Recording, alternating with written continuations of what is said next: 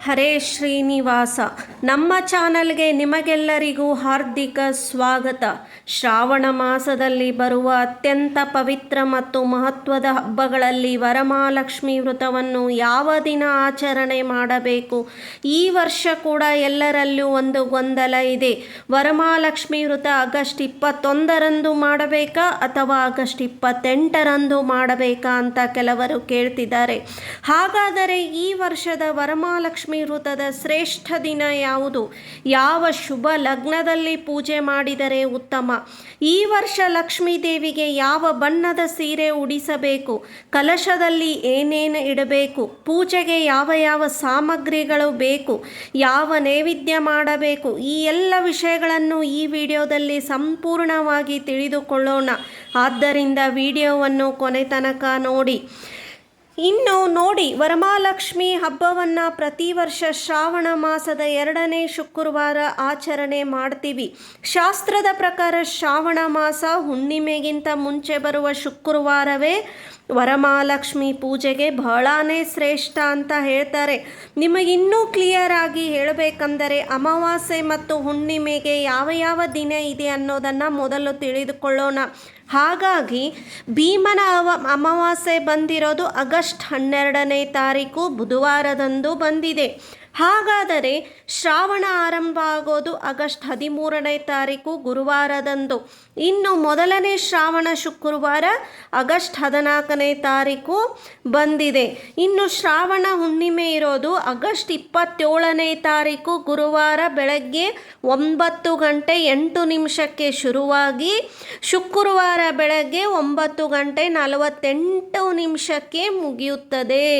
ಅದಕ್ಕೆ ಶಾಸ್ತ್ರದ ಪ್ರಕಾರ ಹುಣ್ಣಿಮೆಗಿಂತ ಮೊದಲು ಬರುವ ಶುಕ್ರವಾರ ಅಂದರೆ ಆಗಸ್ಟ್ 21ನೇ ತಾರೀಕು ವರಮಹಾಲಕ್ಷ್ಮಿ ಪೂಜೆಗೆ ಶ್ರೇಷ್ಠವಾದ ದಿನ.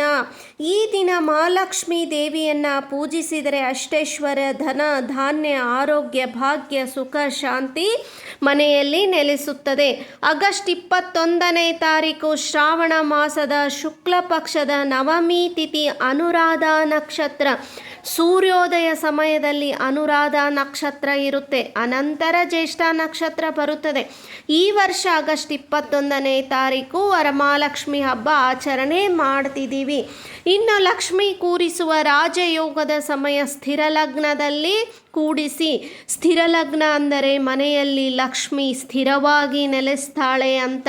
ಸ್ಥಿರ ಲಗ್ನ ಅಂದರೆ ಸಿಂಹ ಲಗ್ನ. ಬೆಳಗ್ಗೆ 6:30ರಿಂದ 8 ಗಂಟೆ ಒಳಗಡೆ ಲಕ್ಷ್ಮಿಯನ್ನು ಕೂಡಿಸಬೇಕು. ಈ ಸಲ ಈ ರಾಜಯೋಗದಲ್ಲಿ ಕೂಡಿಸಿದರೆ ವರ್ಷ ಪೂರ್ತಿ ಲಕ್ಷ್ಮಿ ಕೃಪೆಗೆ ಪಾತ್ರರಾಗ್ತೀರಿ.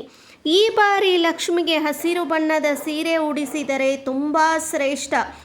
ಹಸಿರು ಬಣ್ಣದ ಸೀರೆ ಉಡಿಸಿ ನೋಡಿ, ಮನೆಯಲ್ಲಿ ಸುಖ ಶಾಂತಿ ಲಭಿಸುತ್ತದೆ, ಇಷ್ಟಾರ್ಥಗಳು ನೆರವೇರುತ್ತದೆ.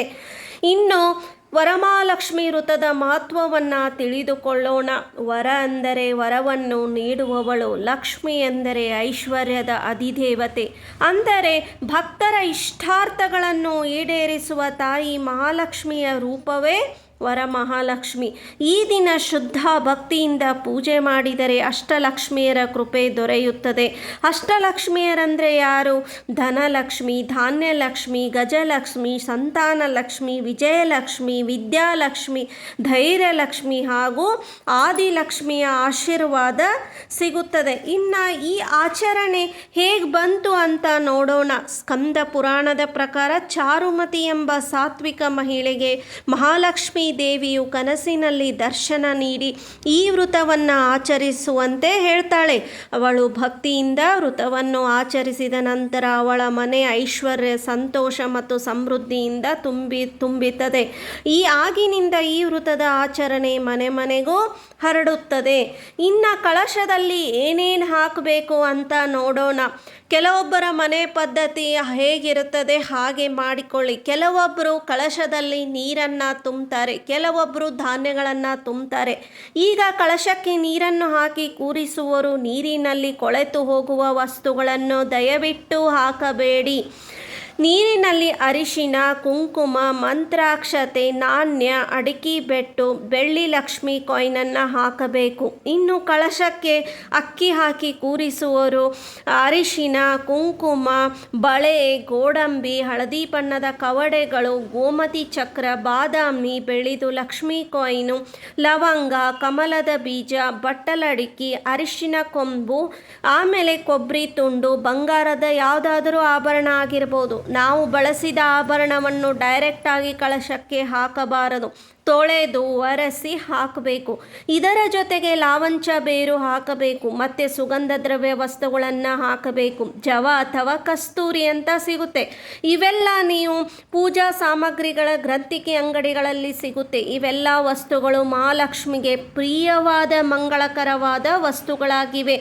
ಇವೆಲ್ಲ ವಸ್ತುಗಳನ್ನು ಕಳಶದಲ್ಲಿ ಹಾಕಿ 5 ಮಾವಿನ ಎಲೆಗಳನ್ನು ಇಟ್ಟು, ತೆಂಗಿನಕಾಯಿಯನ್ನು ಇಟ್ಟು, ಆಮೇಲೆ ಲಕ್ಷ್ಮಿ ಮುಖ ಹಾಕಿ ಸೀರೆ ಉಡಿಸಿ ಹೂಗಳಿಂದ ಅಲಂಕಾರ ಮಾಡ್ಕೋಬೇಕು.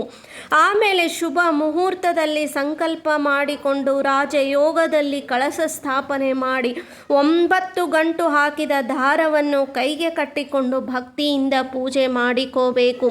ಆಮೇಲೆ ವರಮಹಾಲಕ್ಷ್ಮಿ ಕಥೆಯನ್ನು ಓದಬೇಕು.